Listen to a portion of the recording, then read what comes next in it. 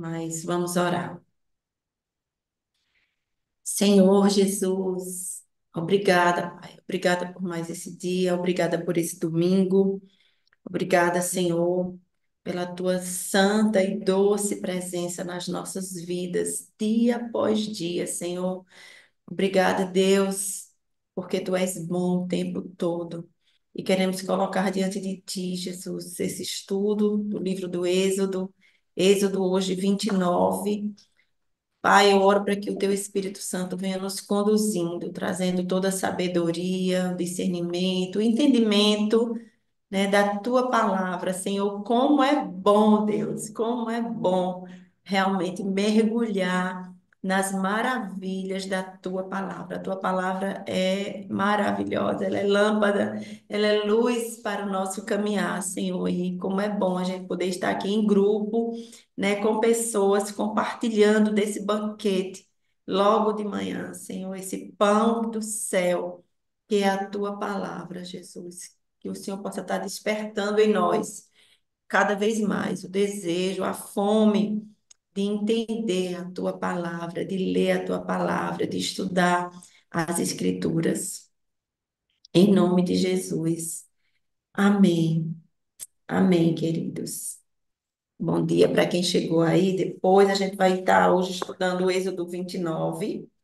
Mas antes disso, a gente vai fazer uma retrospectiva, né, do que foi domingo passado, que a nossa mestra Kátia Guimarães nos repassou. Eu gosto sempre de lembrar, gente, que esses vídeos eles ficam sempre no YouTube da Anglicana ZN. Então, a gente pode visitar lá, estudar, e principalmente o domingo passado foi muito, muito bom, e eu trouxe aqui até a mesma foto que Kátia usou a semana passada, das vestes dos sacerdotes, porque também vai fazer parte do estudo de hoje, né? Mas aí você pode entrar lá e ver isso com mais detalhes, né? Hoje é só um resumo mesmo do que foi. Então, o domingo passado a gente continua aí no livro do Êxodo, né? Que a gente entende que esse livro não é apenas um livro de falar assim a libertação do povo do Egito. Deus libertou o povo do Egito realmente e está aí nessa caminhada com eles e Deus vai dando instruções, leis, princípios, valores. Deus vai ensinando esse povo a como viver daqui para frente. Não mais escravos, mais livres, mas também tem que tirar deles todo a cultura egípcia, né? Então Deus aí vai dando instruções. E a gente estudou a questão do tabernáculo, né? A gente estudou aí como era minuciosamente, com riqueza de detalhes, né? Como era esse tabernáculo, como era feito. Aí vinha o altar onde era feito os holocaustos, né? O pátio que se chama o átrio também, em algumas versões. E aí vem a Bíblia vem dando essas riquezas, detalhes, como Deus instruiu Moisés para fazer, para construir esse tabernáculo, o que era esse tabernáculo? O lugar onde Deus queria habitar no meio do seu povo, né? E aí a gente vê que ela é separada em três partes, tem o átrio, tem o santo, o lugar santo e o santo dos santos, né? O lugar santíssimo. E aí a gente viu isso bem, bem direitinho no capítulo 27, né? Desde o 25 vem falando sobre o tabernáculo, 25, 26, 27.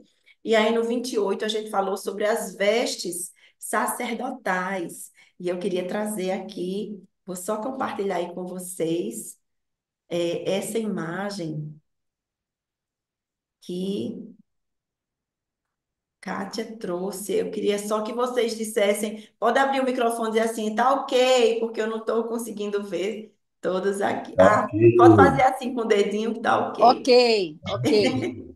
Pronto. Então, Kátia trouxe essa imagem aí na semana passada e foi muito maravilhoso a gente ver aí cada partezinha minuciosamente, né, das vestes desse sacerdote, né? As vestes desse sacerdote, o que elas representam, né?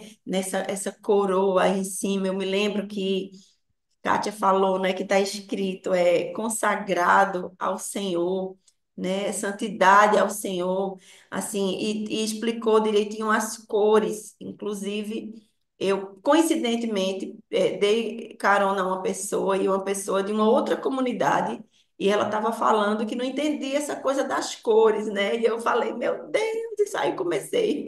Eu tive essa aula semana passada e fui explicar, né, as cores das roupas, né, dos sacerdotes, né? Deixa eu pegar aqui minha fila para eu não me esquecer. Então, o roxo, né, a púrpura, ela significa a realeza de Deus. O azul, ela significa, representa o céu, né, a divindade. E o vermelho, o sangue de Cristo, né?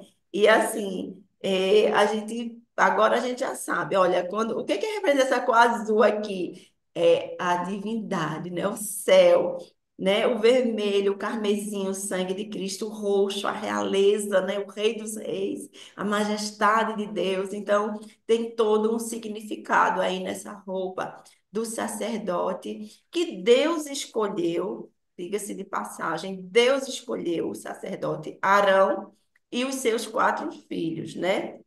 E a gente vai esmiuçar isso aí mais hoje. Então, a gente viu aqui as pedras, né, que ele trazia, o peitoral, e uma coisa que me chamou muita atenção, né, que as pedras representavam, cada ombro, 6 pedras de ouro, pedras preciosas, né, e representavam as 12 tribos de Israel, que ele trazia nessa lembrança, assim, gravado, e por ordem de nascimento, veja que eu estudei, viu? Tia Kátia, estudei por ordem de nascimento, né? Então, assim, é muito forte isso, assim, a gente vê como Deus, ele realmente é um Deus, assim, de detalhes, né? De detalhes, como cada partezinha aqui das roupas, das vestes desses sacerdotes, como representava, né? O que Deus queria fazer, né? O serviço desses sacerdotes para Deus, principalmente disso, né? E aí a gente vai chegar aqui agora no capítulo 29. No capítulo 29. A gente vai chegar aqui. Eu só quero trazer aqui o finalzinho do 28, os versículos 43. A partir do 43, ele diz assim: Arão e seus filhos terão que vesti-los sempre que entrarem na tenda do encontro, essas vestes, tá? Ou quando se aproximarem do altar para ministrar no lugar santo, para que não incorram em culpa e morram. Este é um decreto perpétuo para Arão e os seus descendentes. Então, a gente vê como Deus ali deu detalhes para que eles se vestissem, né, para entrar naquele lugar santo como representantes entre Deus e o povo, né? Porque o sacerdote era isso. O sacerdote, ele era um representante entre Deus e o povo, era a pessoa que falava, né, com Deus. E aí eu queria só trazer, iniciar, antes de entrar em Êxodo 29, eu vou demorar um pouquinho a entrar em Êxodo 29, porque eu queria falar algumas coisas aqui para a gente, mas eu quero ler com vocês aqui 1 Pedro 2,9. Quero que você anote aí. Aliás, pegue sua Bíblia, se você não pegou ainda, pega Bíblia, café, caneta, papel. A gente está aqui para um estudo, né? Então, quanto mais a gente anotar, melhor. Então, 1 Pedro 2,9 diz assim: olha, vocês, porém, são geração eleita, sacerdócio real, nação santa, povo exclusivo de Deus, para anunciar as grandezas daquele que os chamou das trevas para a sua maravilhosa luz. Então, o sacerdote naquela época eram homens, né, que foram escolhidos por Deus, Arão e seus filhos, né, escolhidos, tinha toda aquelas vestes, aquela tradição, aqueles costumes, tudo com muita riqueza de detalhes, mas hoje Deus está dizendo para mim e para você, olha, vocês são sacerdotes. né? Vocês não precisa mais de intermediário. Não precisa mais. Você é o meu sacerdote. Você é a minha sacerdote, né? E aí, Êxodo 29 entrando aqui, então ele vai descrever, ele vai mostrar para a gente como é essa cerimônia de consagração dos sacerdotes, né? O título de Êxodo 29 é A Consagração dos Sacerdotes, né? E esse estudo, estudar essa consagração dos sacerdotes é importante para a gente, porque além desse capítulo, ele descrever, né, os padrões para a santidade, para as funções sacerdotais na antiga aliança, no Velho Testamento, né? Naquela época, ele vai descrever bem direitinho todos esses padrões. Ele também serve para a gente, né, como uma representação da mediação, do sacrifício que se encontra, o sacrifício que vai encontrar, né, o seu cumprimento, o seu cumprimento final, perfeito, na nova aliança em Jesus Cristo. Né? A gente está estudando aqui os costumes, né? Aquilo que era importante, aquela consagração dos sacerdotes no Antigo Testamento, mas a gente vai ver tudo isso se cumprindo no Novo Testamento, em Jesus Cristo, no sacrifício dele na cruz, né? Então, tudo que a gente estuda, né, no Antigo Testamento é uma sombra do que está por vir, né? Ele aponta para o nosso Senhor Jesus Cristo, né?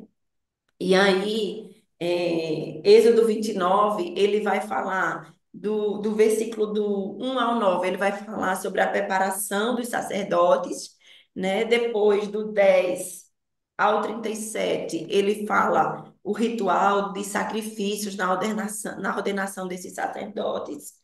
E aí, nos finalmente, no versículo 38 ao 46 ele vai falar sobre ofertas diárias e a presença de Deus, e a gente vai vendo tudo isso aqui. Mas também eu queria trazer para vocês essa palavra assim, consagrar. O que é consagrar, né? O que é consagrar? A gente fala, eu vou consagrar aqui, eu vou consagrar meu filho, eu vou consagrar esse, né? Então, consagrar nada mais é do que santificar, do que separar para Deus. Esse é o sentido da palavra, né? Separar para Deus. É consagração ali. Eu vou consagrar isso, eu vou separar isso para Deus. Eu vou consagrar meu filho a Deus. Eu vou separar o meu filho para Deus. Eu vou consagrar minha vida para Deus. Eu vou separar minha vida para Deus. Eu vou entregar minha vida a Deus. Eu vou me santificar, né? E a gente sabe que essa santificação, ela é um processo na nossa vida aqui hoje, trazendo para hoje, né? Para a nossa vida. Mas aí vamos lá. Então, o Êxodo 29, ele vai começar com esses passos iniciais aí para essa consagração de Arão e os seus filhos, né? A Bíblia diz que foram 4 filhos, né, de Arão que foram consagrados. A gente vai ver em outros capítulos lá depois que 2 deles pisaram na bola e morreram, foram fulminados justamente porque não seguiram a obediência, né, à palavra de Deus, né, de fazer tudo conforme Deus ensinou a eles, eles fizeram errado, então sofreram as consequências, mas isso é mais para frente. Então vamos lá. Êxodo 29, do 1 ao 3.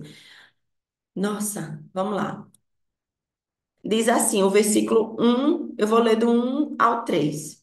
Assim você os consagrará, né? Deus dizendo para Moisés. Deus aqui está dando instruções, continua falando com Moisés. Assim você os consagrará, para que me sirvam como sacerdotes. Separe um novilho e 2 cordeiros sem defeito, com a melhor farinha de trigo, sem fermento. Faça pães e bolos amassados com azeite e pães finos untados com azeite. Coloque-os numa cesta e ofereça-os dentro dela. Também ofereça o novilho e os 2 cordeiros. Então, aqui a gente vê, né, Deus dando instruções a Moisés de como deveria ser essa consagração de Arão e dos seus filhos. E o que me chama a atenção aí, eu grifei aqui, eu queria que você também grifasse aí, né? É o sem defeito. O sem defeito. Assim vocês vão chegar no versículo 1, ele já diz: o cordeiros deve ser sem defeito, né? Não era um animalzinho qualquer, não era um animal que custasse qualquer coisa para o seu dono, não era um animal doente, troncho, imperfeito. Não, o sacrifício aqui exigia que fosse um animal perfeito, né? Perfeito. E esse coisa do cordeiro sem defeito me chamou a atenção. Eu falei, eu já vi esse negócio de cordeiro sem defeito em algum lugar. Então eu fui procurar e tem lá em Pedro, 1 Pedro 1, 18 ao 19 diz assim. 1 Pedro 1, 18 a 19. Tende consciência que fostes resgatados da vida fútil, transmitidas pelos antepassados, não ao preço de coisas perecíveis, como a prata ou o ouro, mas pelo precioso sangue de Cristo, Cordeiro sem defeito e sem mancha. Olha aí, 1 Pedro 1, 18 e 19. Eu não sei se na sua versão está assim, mas na minha está, a minha NVI, está escrita assim: a gente foi resgatado pelo sangue de Cristo, o Cordeiro sem defeito e sem mancha. Tá vendo que aponta, né, um texto do Antigo, ele recebe validação no Novo Testamento, na figura do nosso Senhor Jesus Cristo. Nele se cumpre todas as promessas. Ele tem o sim e o amém, né, de Deus. Então, isso é maravilhoso. Então, vamos lá. Seguindo aqui no versículo 4, então, vai dizer que Moisés, que Arão e seus filhos, eles devem ir para a entrada da tenda do encontro, né? E se lavar. E se lavar aqui significa justamente a pureza, a purificação, a santidade que Deus, ele quer ver nos seus sacerdotes. E isso tudo aqui, gente, que a gente está falando aqui, esse ritual, essa preparação, era o que Deus, porque Deus é santo, Deus é santo. E ele estava aqui ensinando: olha, eu quero um povo santo. Eu quero que o povo se aproxime de mim e seja um povo santo, né? Eu quero que esse povo seja santo e venha com essa reverência, esse respeito diante de mim, né? Reconhecendo quem ele é. Isso tudo, veja, isso tudo aqui não estava nem no meu script, mas eu vou assim dizer aqui. Isso tudo que a gente vai ver em Êxodo 29 não se trata de um ritual para uma separação entre Deus e o povo. Deus está dizendo ali muitas coisas, essa consagração não era a intenção, muito pelo contrário, não era trazer separação, é trazer para perto. A intenção de Deus é trazer o povo para perto. Sempre lembrem disso. A intenção do meu Deus é sempre me trazer para perto. Deus não coloca nada, não exige nada de mim e de você que possa nos afastar dele. Pelo amor de Deus, não existe, né? Então, vamos lá. E aí, a gente vai vendo aqui, ele vai descrevendo nos próximos versículos. Eu não vou ler, tá? Todos os versículos, assim, eu vou só trazer algumas coisas aqui para vocês, pontuando, né? Para a gente não esmiuçar muito, mas tá bem detalhado tudo aí no a própria palavra. Mas assim, ele vai repetir aqui a questão das vestes, que a gente já acabou de falar, e Kátia falou a semana passada, né? Ele vai dar instruções ali sobre essas vestes novamente, né? Que inclui aí tudo que a gente já viu, o peitoral, a túnica, a mitra, o cinto, né? A coroa, né? Tudo isso ele vai dando essas instruções, ele vai dizer ungir, né? Ungí-lo com óleo, né? Derramando esse óleo sobre a cabeça de Arão e esse óleo da unção aí que está escrito no versículo 7. Quando a gente escuta, né, o óleo da unção, é sempre um ato que simboliza a consagração, a capacitação, a autorização de Deus, né, para o exercício do serviço ali ao qual ele estava chamando aquela pessoa. Então, sempre que você ouvir assim, o óleo da unção é derramado sobre a cabeça de Arão, as barbas de Arão, né? Então, aquilo simbolizava uma capacitação, uma consagração e a autorização de Deus para o serviço, né? O exercício do serviço que ele iria fazer. É como hoje Deus nos unge, o Espírito Santo, né? Unge-nos para que a gente possa fazer a sua obra, porque a gente não pode fazer nada sozinho. A gente precisa do óleo, da unção, do Espírito Santo que nos capacita, né? Então, seguindo aí, né? A gente vai, aqui eu vou pular aqui para o versículo 10 só para explicar para vocês como era que era feito isso. Ele diz que o novilho, ele deve ser colocado na frente, né? O animalzinho, o cordeiro, ele é colocado na frente da pessoa, na frente dali dos sacerdotes, né? De Arão ali no caso, é colocado na frente dele e oferece como sacrifício. E aquela pessoa que está diante daquele cordeiro, no caso aqui era Arão, né, o ofertante, coloca as mãos sobre a cabeça do animal. Então, o animal fica de frente para ele. Ele coloca as mãos sobre a cabeça do animal e esse simbolismo, né? O que é que significa isso? Colocar as mãos na cabeça, ficar de frente, né?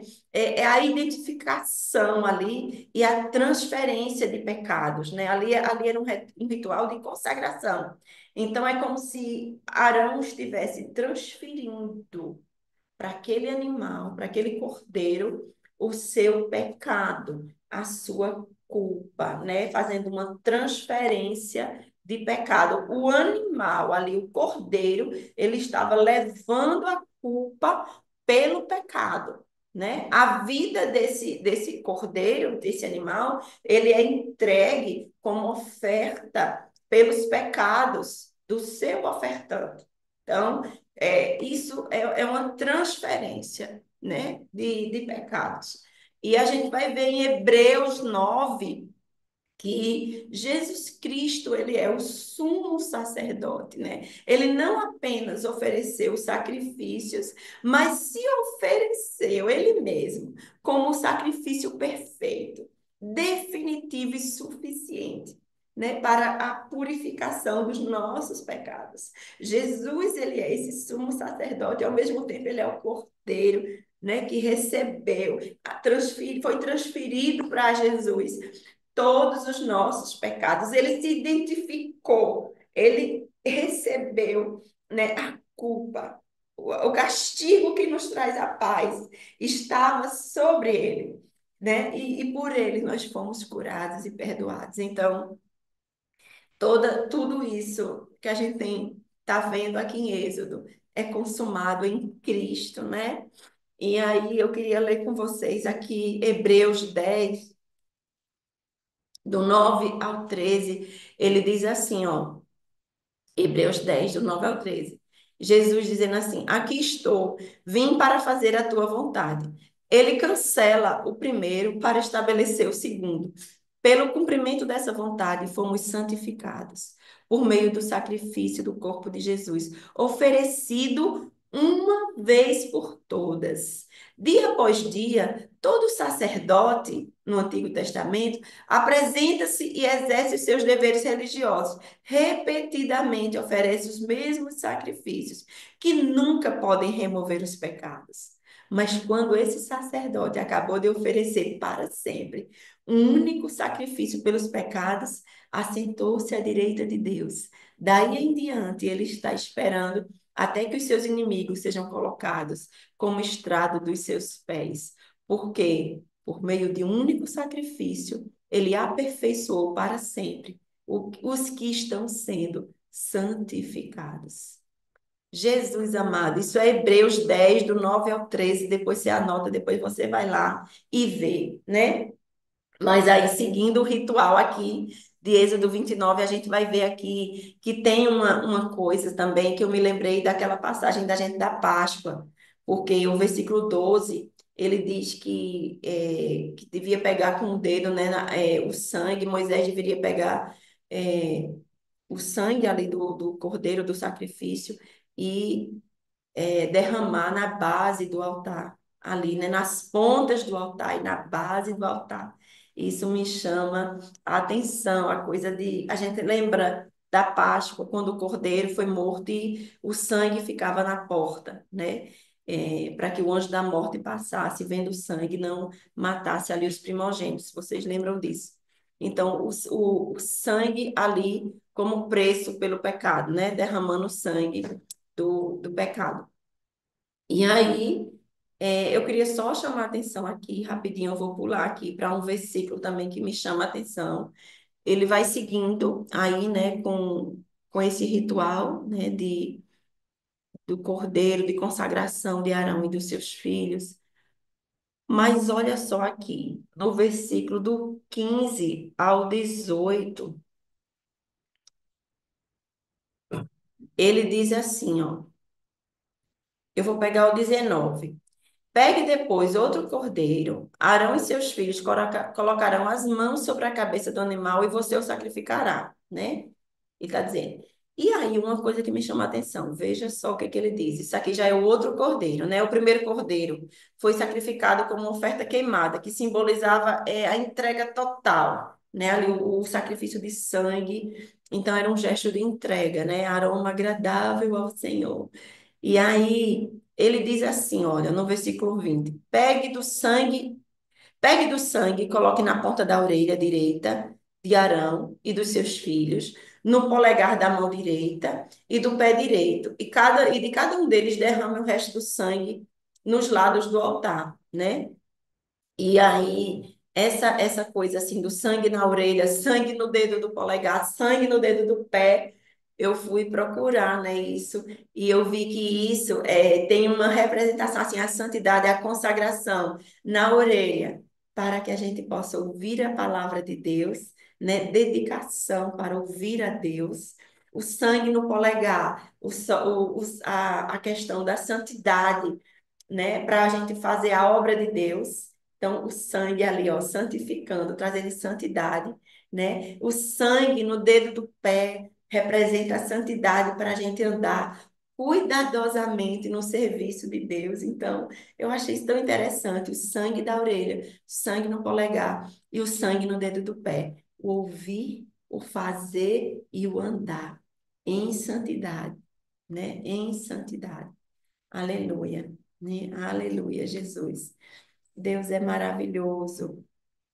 E aí, vamos andando aqui, viu? Tem um segundo cordeiro, porque a gente lembra lá que são, acho que 3 cordeiros, aí que a gente vai você e cada cordeiro representa, cada animal representa, faz parte de um ritual, né?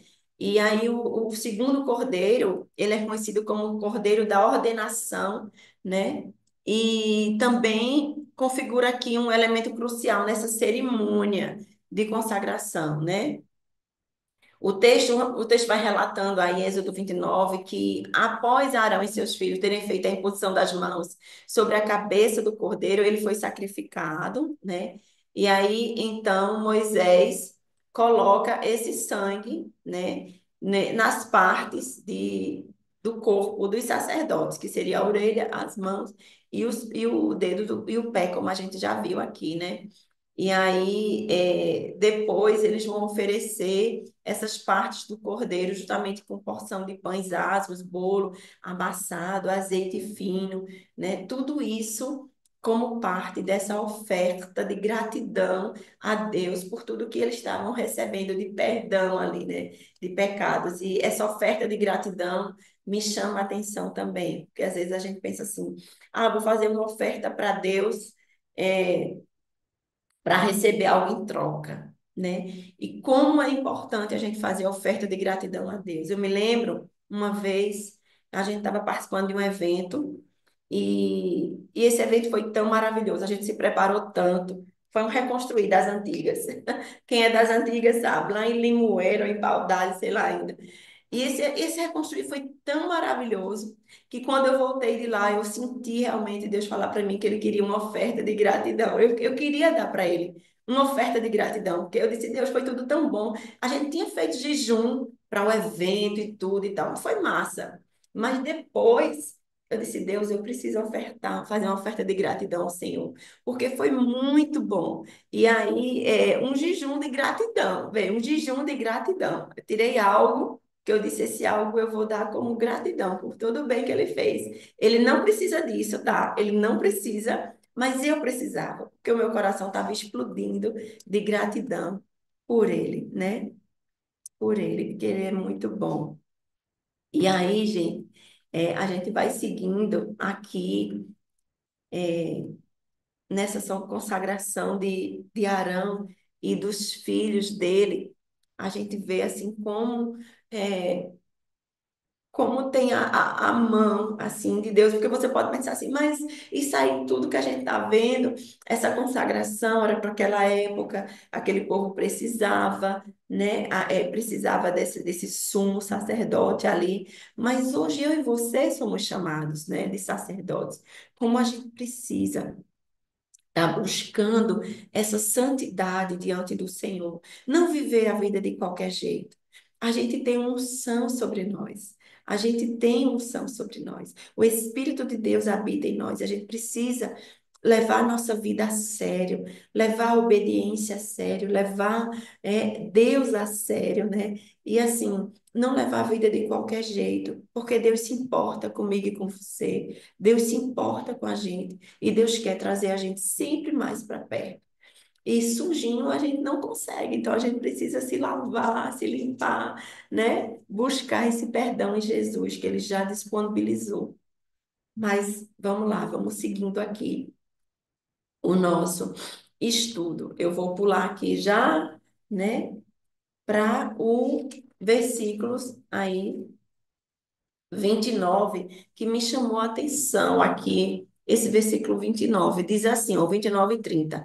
As vestes sagradas, as vestes que a gente já ouviu falar aqui, né? As vestes sagradas de Arão passarão aos seus descendentes, que com elas serão ungidos e consagrados. O filho que o suceder como sacerdote e vier à tenda do encontro para ministrar no lugar santo, terá que usá-las durante 7 dias. Então, a gente vê aí as vestes sagradas de Arão, né, utilizadas durante a consagração ali, elas teriam de ser passadas para os seus descendentes, que iriam suceder Arão no seu sacerdócio, né? E essas vestes deveriam ser usadas por 7 dias pelo próximo sacerdote e durante esse período de consagração, né? Ligando aí as gerações de sacerdote e mantendo aí a tradição, né, de santidade e o serviço ali naquela obra. Mas o que me chama a atenção aqui é como Deus ele se importa com a nossa descendência, com a nossa família. Deus chamou Arão, mas Deus também incluiu os 4 filhos de Arão, né? Embora 2 deles pisassem na bola lá na frente, mas enfim, foram escolhas pessoais. Mas como Deus se importa. Então, você e sua casa são importantes para Deus, e Deus quer que o sacerdócio que está sobre você esteja sobre a sua casa também, né? Esteja sobre os seus filhos, esteja sobre a sua vida, né? Amém, amém, Jesus. Meu marido vai passar aqui para carregar a bateria. Então, vamos lá. E isso me chama a atenção, essa coisa da descendência, de Deus se importar com as futuras gerações, de ir passando a tradição, né? O ensino de uma geração para outra geração. E aí, a gente vai seguindo aqui. E esse ritual de Arão, esses 7 dias e tal, né? Arão e os. Vai seguindo aí o capítulo. Eu vou fazer um resumo aqui para vocês. E vai dizendo que, no versículo 37 diz assim: durante 7 dias faça apropriação pelo altar, consagrando-se. Então o altar será santíssimo e tudo que nele tocar será santo. Então a gente vê aí todo o ritual de santidade, de santificação do altar, das vestes, né, de tudo ali que seria tocado, que seria utilizado, né, pelo sacerdócio ali de Arão. Então, Arão e os seus filhos deveriam permanecer ali na porta da tenda da congregação por 7 dias. Veja aí.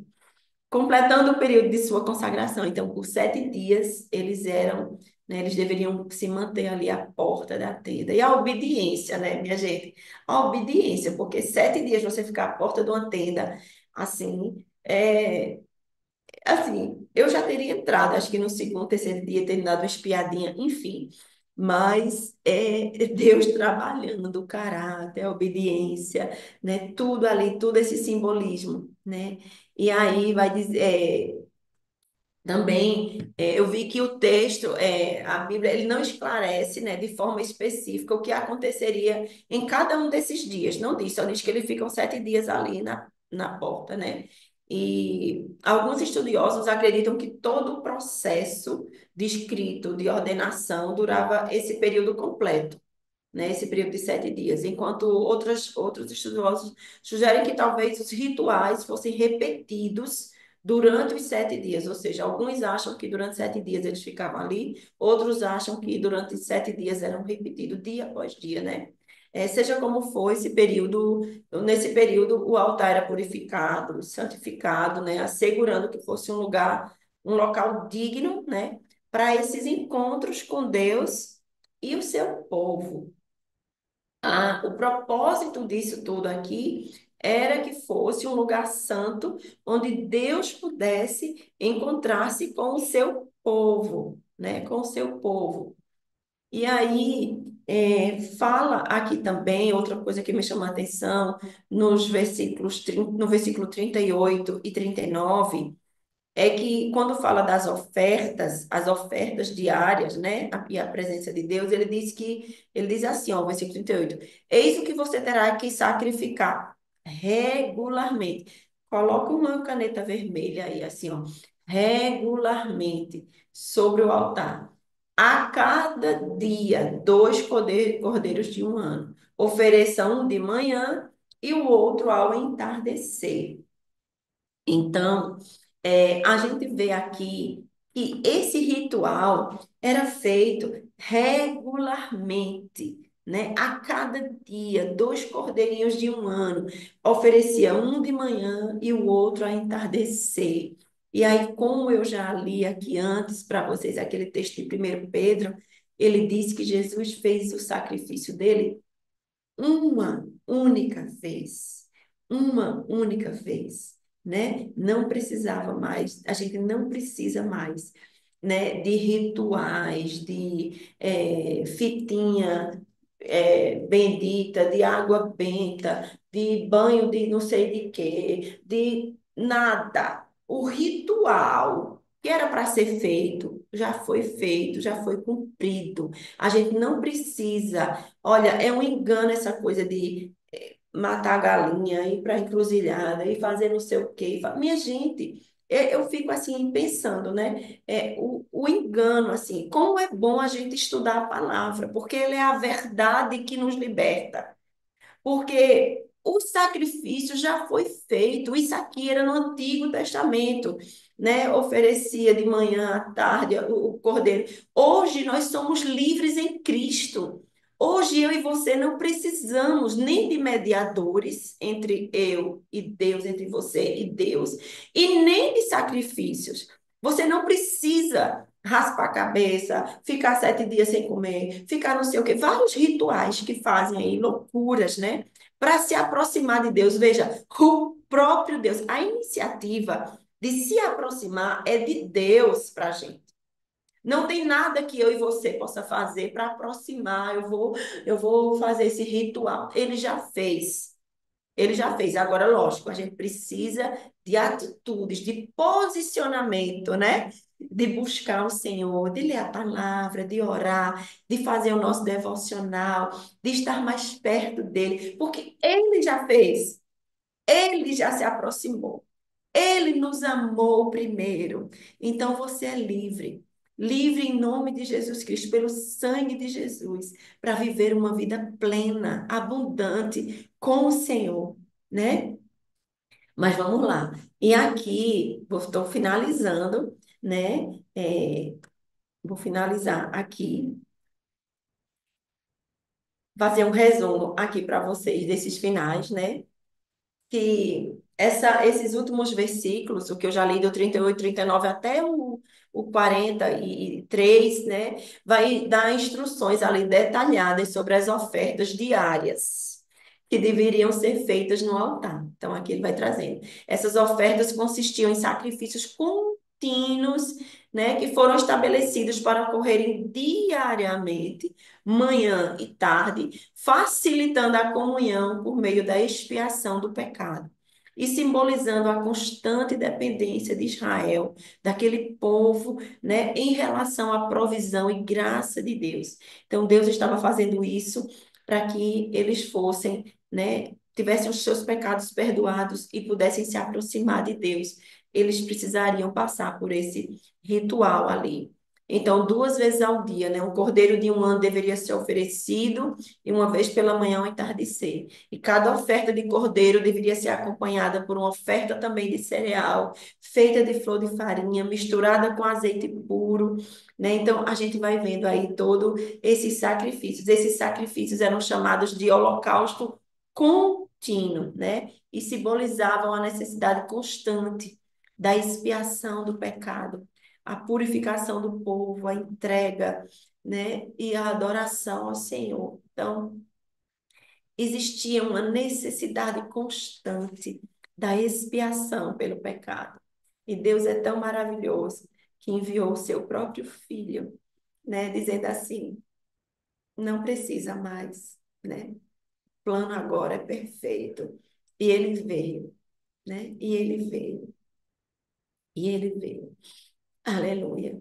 E eu vou finalizar aqui, eu vou só ler aqui do 42 ao 46, para a gente finalizar esse do 29. Eu sei que foi corrido, mas o apegando-se, eu acho que é isso, é despertar na gente esse desejo de ler mais a palavra. Então, você pode visitar esse capítulo aí durante a semana e tudo, mas eu vou ler aqui, olha, para a gente finalizar. O 42 diz assim: de geração em geração, esse holocausto deverá ser feito regularmente à entrada da tenda do encontro diante do Senhor. Neste local eu os encontrarei e falarei com você. Ali me encontrarei com os israelitas, e o lugar será consagrado pela minha glória. Assim consagrarei a tenda do encontro e o altar, e consagrarei também Arão e os seus filhos para me servirem como sacerdotes. Olha só o 45. E habitarei no meio dos israelitas, e lhes serei o seu Deus. Saberão que eu sou o Senhor, seu Deus, que os tirou do Egito, para habitar no meio deles. Eu sou o Senhor, o seu Deus. Aleluia, né? Glória a Deus. Glória a Deus. E aí, eu fecho meu microfone e eu abro o microfone aí para que vocês possam falar, comentar. É sempre muito bom essa construção aqui juntos, né? Vamos lá. Vou falar, deixa eu só mostrar uma coisa. Não sei se vocês estão vendo e podem entender. Quando eu fui a primeira vez a Jerusalém, eu trouxe essa túnica, que não tem isso aqui, só a túnica de lá de Jerusalém, para trabalhar com as crianças, porque trabalhava no Ministério Infantil, quando eu fui para a primeira vez com Miguel, Valéria, lá atrás. E aí nós precisamos fazer com os céus abertos uma sobre o muro de Neemias. E o nosso grupo estava na parte da consagração do muro, e que é refalado quase tudo isso. Aí lá fui eu atrás estudar.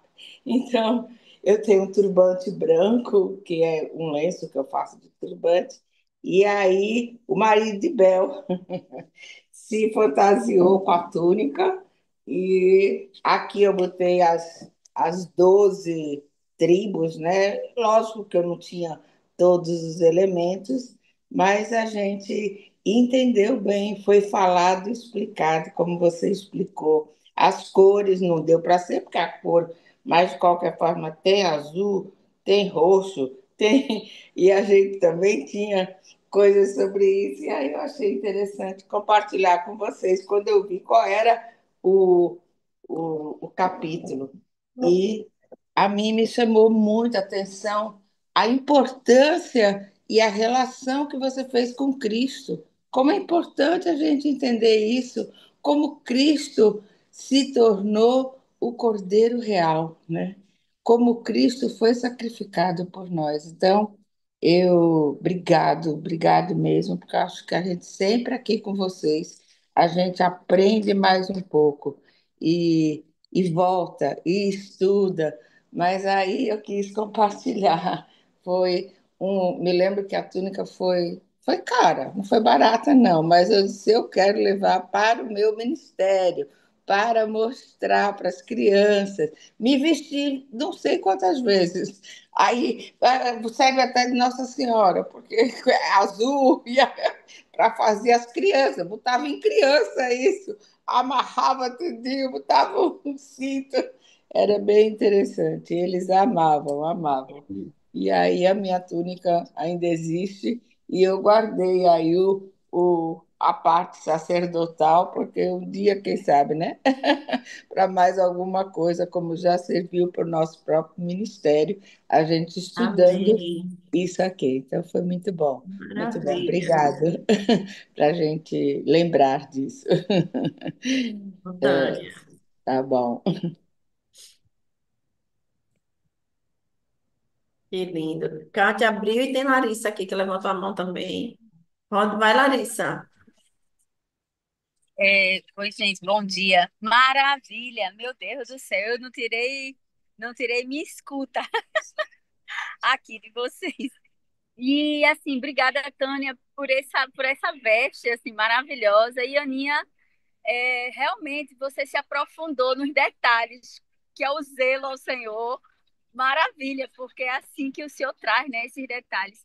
Mas hoje, em específico, me chamou muito a atenção o que você falou da consagração, porque eu já tinha lido e estudado, mas nunca tinha feito esse estudo profundo do detalhe da orelha, do dedo do pé. Eu achei incrível, né? Quer dizer, o Senhor sempre esteve preocupado de relacionamento, da gente ouvir, da gente caminhar, né? Diz aí, é ouvir, caminhar, né? Agir, agir. E a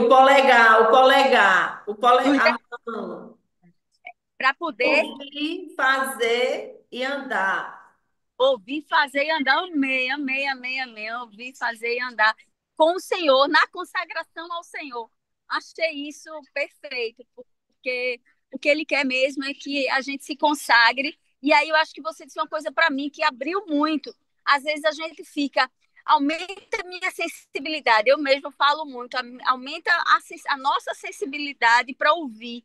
Na realidade, é a consagração, né? Eu achei isso maravilhoso. É consagrar ao Senhor, né? Tá em santificação, tá no processo a Deus. Achei isso perfeito. Queria colocar aqui que isso para mim foi um abrir assim de olhos. Muito bem, muito bom, Aninha. Amém. Isso mesmo, Bacana. Lari. É interessante porque o que eu tinha para falar bate em cima do que Larissa chamou a atenção, né? O nosso Deus é um Deus de métodos, né? Ele tem um processo. Sabe por quê? Não é porque ele seja bem toque, né? Ah, faz isso, depois aquilo, depois aquilo. É porque ele é muito grande, ele é muito complexo e a gente não consegue capturar tudo dele. Então ele diz assim: eu vou contar para vocês as coisas de um jeito bem simples, que é para você entender. E aí ele faz aquela coisa, né? Granuladinha. E se a gente olhar aqui. Como a Aninha falou, né? Aqui o texto fala sobre um sacerdote sendo ungido, e hoje nós somos sacerdócio real. E é muito importante. a gente olhar o que é isso, porque muitas vezes a gente quer chegar no sacerdócio sem passar por esse processo.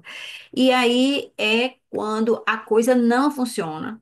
E às vezes, porque as pessoas estão se movendo, elas acham que está funcionando ou que estão tentando no seu melhor, mas é muito importante que aconteça isso mesmo. Primeiro, a transferência. A transferência. O que é a transferência? É a confissão do pecado. Se a gente não confessa o pecado, veja, quando a gente confessa, ele perdoa. Se a gente não confessa, não há perdão. Então nem começou a história ainda. Toda essa história que vem depois, sem a confissão do pecado, ela não acontece. Então começa por aí. Aí tem toda a história de limpar, lavar, né? Purificar ali. Aí tem a história do sangue com o óleo, né? O sangue de Cristo, do perdão, com o óleo do Espírito Santo. Então, a gente precisa entender isso, para isso a gente precisa ler a Bíblia, e a gente precisa também aceitar isso como modo de operação. E aí eu acho que tudo vem em cima dessa coisa de entregar, a palavra que começa lá em cima, consagrar, separar para o Senhor. Então, se você não separa, não adianta nada. Eu li um texto curtinho de Spurgeon, Charles Spurgeon, que eu quero ler aqui para vocês rapidamente, né? Ele disse assim: a alimentação, que é a história do pão, né? Aninha nem entrou em muito detalhe sobre isso, porque é uma coisa que a gente até já conhece, né? Ela falou sobre os pães que estão ali lá no versículo 23, mais ou menos, se olhar ali, você tem o pão. Sem fermento e tal. O pão sempre fala de comunhão. E o pão, no versículo 24 ele diz assim: ele vai ser colocado nas mãos de Arão e nas mãos do filho de Arão. O pão vem para as mãos dele. Eles não fazem nada por isso. O pão vem para a sua mão. E ali há comunhão. Mas isso só acontece depois, né? E aí Spurgeon fala assim: a alimentação, esse processo de comunhão com o pão, não iniciou o processo de consagração. Veio depois da lavagem das roupas, das vestes, que a gente falou bastante aqui, e a expiação do sangue dos sacerdotes. Comer fala de uma relação contínua do sacerdote com Deus. Não deixemos essa distinção ser esquecida. Comer o sacrifício, comer sem o sacrifício é como se um morto estivesse querendo fazer isso, mas um morto não pode comer. E aí você só pode comer para sustentar uma vida que já existe, mas a vida está lá no sacrifício.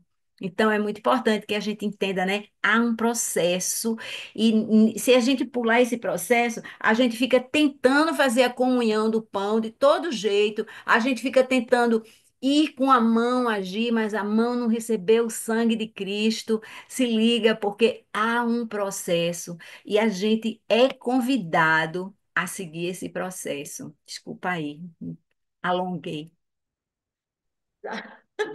Exatamente, Kátia. E você falando, eu me lembrei do processo da ceia, né? A ceia do Senhor, a ceia que a gente, né, tem hoje. Antes, a gente tem todo o ritual, né? A confissão de pecados, né? E aí vem a ceia, a comunhão, o pão, o vinho. Não sei se tem assim, mas eu fiquei pensando aqui, viajando, pensando na ceia e como a gente faz, né? Todo esse processo. A ceia é uma memória, né? Uma memória do sacrifício de Jesus. Ele mesmo disse, né? Toda vez que vocês se reunirem em meu nome, relembre isso que eu fiz por vocês, né? Uma memória que a gente precisa. Oh, nossa memoriazinha falha, precisa dessa ajuda. Foi o Senhor. Tudo isso é o Senhor Jesus que fez. Olha, e respondendo aqui, Paulo, sua pergunta, você perguntou aqui, né? Poderia ser um animal em condições excelentes. Ah, eu pensei que você estava perguntando, você estava, é isso mesmo, um animal em Aqui lá da condições eterna. excelentes. É isso mesmo. Tinha que ser um animal excelente.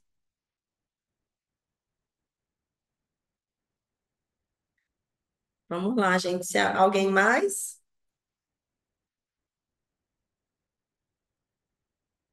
Pastor Gênesis. Acrescentar só uma coisinha, quando se falou, né, desses pontos, ouvir, caminhar, fazer, ouvir e caminhar com o Senhor. Aí, logo em seguida, você falou que o sacerdócio que se estenda de geração em geração, que se estenda sobre a nossa descendência, né? Então, isso é uma coisa assim tão forte. Eu hoje vejo isso assim, eu olho para minha família, eu olho para cada um, eu oro pelas minhas orações específicas por cada filho, por cada neto e vejo Deus trabalhando comigo. Não é só ele, não. Sou eu que mostro, Senhor, aquela lá precisa mais uma coisinha. Então, achei assim, anotei assim com realce, nós cuidarmos desses sentidos, mas cuidarmos da nossa descendência, né? Obrigado, Kátia, sempre acrescentando, e foi maravilhoso hoje. Amém. Pastor, Pastor Jason. Larissa está com a mão levantada aqui ainda? Não, a Lari já falou, É, mas né? deixar ela levantada. Mas, gente, que bom. É muito bom a gente, né, ter essa oportunidade. Né? Eu gosto muito quando, né, a gente aqui no Apegantes faz essa transição para o nosso momento, né, para o Novo Testamento. A certeza que tudo isso, né, que aconteceu ali, que é relatado nas Escrituras, isso tudo não é uma história de simplesmente algumas pessoas que viveram uma época, né? Mas é um cuidado de Deus com toda a humanidade. Então Deus está ensinando ali, mostrando, trazendo princípios, trazendo comportamentos que refletem, né? E é a construção de Deus para a humanidade, ela é gradativa mesmo, porque todo um processo de transformação. E hoje a gente poder olhar para tudo isso, não com um saudosismo ou querer fazer daquela mesma maneira ali, mas entendendo o princípio de cada uma dessas coisas, né? O princípio do apresentar-se, o princípio do sacrifício, o princípio de onde está a presença de Deus, né? Então isso é muito bom. Glória a Deus, louva a Deus pela vida de vocês aí, trazendo essa, essa exposição, né, sempre tão rica. É muito bom. Vamos em frente, gente. Vamos lá. Vamos, né? Vamos, que digo sempre, não canso de repetir, que esse momento aqui do Apegando às Escrituras é muito curto, muito pequeno, né? Um tempo aqui muito pequeno, né? Mas que seja sempre um desencadeador, seja sempre um motivador para que a gente queira ler mais, a gente queira pesquisar mais. A gente não pode deixar a tarefa da pesquisa apenas para a Ana, para a Cátia, que está preparando a aula. Não, a gente, né, elas trazem aqui para a gente, mostrando, né, a importância de ver esses detalhes e que isso nos instigue para que a gente vá cada vez mais fundo nas escrituras, tá? Muito bom. Vamos orar então. Vamos colocar diante de Deus o dia de hoje. Pai, em nome de Jesus, te agradecer por esse momento, esse instante na tua palavra, Senhor Deus, quão maravilhoso é ter a liberdade, Pai, de compreender. Obrigado pelo teu Espírito Santo, que nos dá entendimento, Pai, que traz para cada um de nós a perspectiva não de algo simplesmente contado, mas de algo que pode ser vivenciado. Queremos viver intimamente, Pai, cada um desses teus princípios. Queremos viver contigo. Queremos, Pai, estar sempre na tua presença. Obrigado, Pai.